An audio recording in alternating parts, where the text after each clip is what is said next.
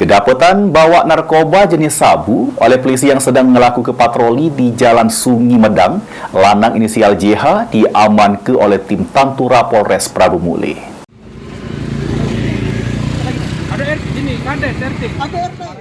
Nasib apes dialami JH, 39 tahun, warga Prabu Muli ini.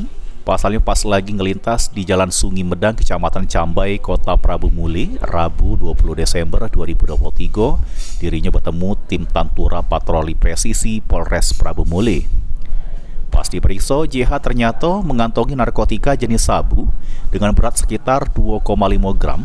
Selanjutnya JH digawa ke Mapolres Prabu Muli. Katim 1 Tantura Polres Prabu Muli, Aibda Sigit membenarkan peningkapan tersangka yang diduga sebagai pemakai. Tertangkapnya tersangka berawal pas ngelaksanakan ke patroli, kemudian curiga selik gerak-gerik tersangka.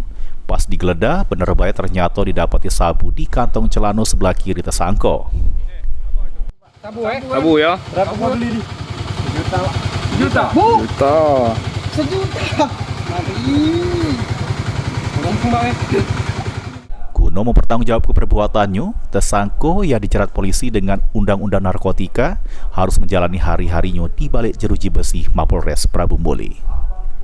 Beni Firdaus, PAL TV.